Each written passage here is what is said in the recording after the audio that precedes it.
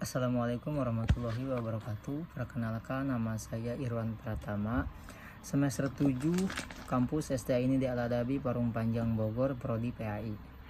Kali ini saya akan memberikan jawaban terkait soal yang diberikan oleh Ibu Ania, yaitu seorang siswa sering absen dari kegiatan sholat berjamaah di sekolah. Guru PAI ingin membantu siswa memahami pentingnya ibadah dalam kesehariannya. Pertanyaannya yaitu, bagaimanakah langkah-langkah yang bisa dilakukan oleh guru PAI sebagai pembimbing dalam membantu siswa meningkatkan kesadaran beribadah secara konsisten? Untuk yang pertama, menurut saya itu guru PAI itu harus memberikan contoh dulu terhadap siswa-siswinya, menjadi teladan atau menjadi contoh bagi siswanya bahwasanya ibadah itu penting, hukumnya fardu ain, dan ibadah ini tidak bisa diwakilkan. Dikarenakan itu kepada guru PAI harus menekankan lagi kepada siswanya agar sering melaksanakan ibadah 5 waktu, wabil khusus ibadah yang sering kita kerjakan yaitu ibadah sholat. Kemudian selanjutnya memberikan motivasi dapat memberikan motivasi dan dorongan kepada siswa untuk beribadah. Kita memberikan sedikit masukan bahwasanya ibadah itu hukumnya wajib, ibadah itu sifatnya tidak bisa diwakilkan, hukumnya fardu ain, apalagi ini ibadah sholat.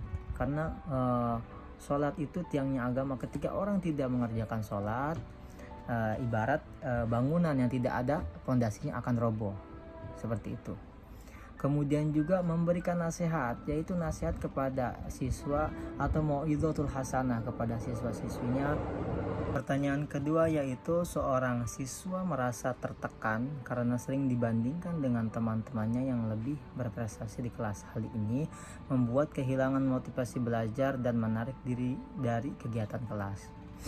Nah, pertanyaannya yaitu, bagaimana guru PAI sebagai pembimbing dapat membantu siswa tersebut untuk mengatasi tekanan sosial tersebut dan membangun kepercayaan dirinya dalam belajar. Nah, untuk kasus ini insya Allah saya akan menjawab, yaitu peran yang dilakukan oleh guru PAI untuk menanggulangi kerumitan siswa yaitu menyampaikan perhatian kepada siswa yang mengalami kesulitan dalam belajar.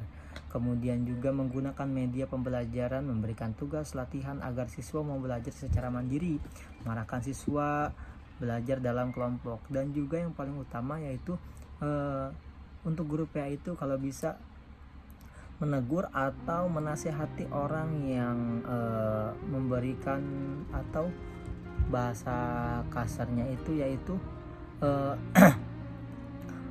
orang yang membuat teman kalian itu menjadi down ya. Jadi menumbuhkan lagi rasa kepercayaan dirinya dengan cara mungkin diberi perhatian lebih khusus, kemudian tidak membanding-bandingkan dengan teman yang lainnya, dan juga memberikan kepada seluruh siswa-siswinya agar tidak ada yang membeda-bedakan dan tidak ada yang melebih-lebihkan, semuanya sama. Tujuan untuk belajar itu untuk diri sendiri, bukan untuk orang lain. Mungkin seperti itu. Untuk pertanyaan ketiga yaitu, seorang siswa menunjukkan perilaku menyimpang dalam pergaulannya, seperti sering melanggar aturan agama dan etika sekolah. Nah, guru PAI ingin memberikan bimbingan yang tepat untuk memperbaiki perilaku tersebut. Pertanyaannya, apa strategi bimbingan yang dapat dilakukan oleh guru PAI untuk membantu siswa memperbaiki perilaku sesuai dengan nilai Islam?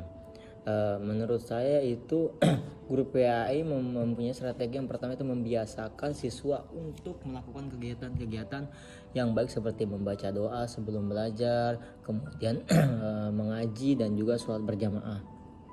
Nah, hal ini membuat perilaku siswa tersebut menjadi terbiasa untuk membuat nilai-nilai keislaman di kelas. Kemudian guru juga memberikan contoh baik dalam perilaku seperti sopan santun berpakaiannya, tutur katanya, dan juga bersikap terhadap siswa tersebut. Selanjutnya yaitu pendekatan personal. Guru melakukan pendekatan personal dengan siswa, seperti itu.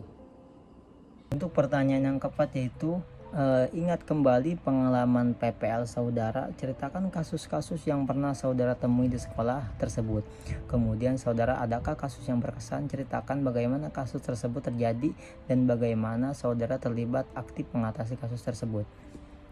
Kalau saya waktu PPL itu memang ada beberapa kasus yang saya temui, mulai yang pertama dari berseragam tidak sesuai dengan harinya, kemudian tidak memakai sepatu, tidak memakai atribut seperti dasi, kemudian memakai baju tidak sesuai dengan harinya, tidak memakai sepatu, dalam tanda kutip mereka memakai sendal. Nah, ini yang mungkin kasus yang mungkin menurut saya masih sering terjadi, khususnya di tempat saya PPL waktu itu ya, karena memang mereka jaraknya dekat, mungkin dari sekolah ke tempat mereka, dengan alasan mungkin karena tidak ingin kotor sepatunya atau apapun itulah. Itu menurut saya kasus yang memang sampai sekarang juga sering masih mengalami kasus tersebut. Jadi kebanyakan siswa tersebut memakai sendal. Kemudian yang paling ininya lagi, ada lagi mereka tidak membawa tas, dalam artian mereka hanya membawa buku, dibawa saja menggunakan tangan, tidak menggunakan tas, tidak menggunakan tote bag, menurut kayak plastik seperti itu. Itu mungkin menurut saya ada kasus yang mungkin sampai sekarang juga ada beberapa yang masih masih seperti itu di sekolah. Itu sih. Kemudian yang paling berkesan, ceritakan bagaimana kasus tersebut terjadi dan bagaimana saudara terlibat aktif. Kalau saya itu menanggulanginya dengan cara mungkin memberi peringatan. Yang pertama mungkin memberi peringatan, kalau kedua diberi peringatan seperti itu masih, kalau yang ketiga masih seperti itu, mungkin saya akan tindak lanjuti. Contohnya mereka membawa tidak memakai sepatu, kemudian mereka memakai sendal. Nah, sendal yang mereka pakai akan saya sita seperti itu. Nanti saya serahkan ke kepala sekolah atau ke guru BK untuk diamankan, dan tidak akan dikembalikan sebelum mereka untuk besoknya menggunakan sepatu. Seperti itu sih yang mungkin sedikit cerita saya terkait PPL kemarin. Untuk yang terakhir yaitu harapan saya untuk mata kuliah ini ya, mudah-mudahan dengan adanya mata kuliah bimbingan dan konseling ini memberikan sedikit wawasan, sedikit ilmu.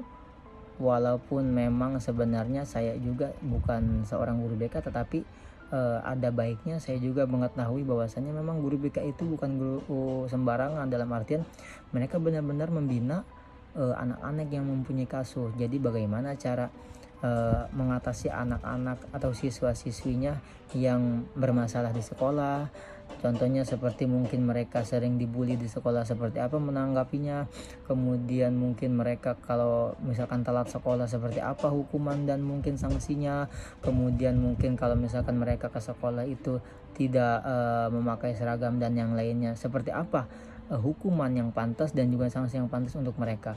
Karena memang adanya guru BK ini sangat sangat sekali membantu kepada sekolah, karena memang untuk mendisiplinkan, tujuan ini kan untuk mendisiplinkan siswa-siswi agar tidak mengulangi hal-hal yang negatif seperti itu mungkin ya.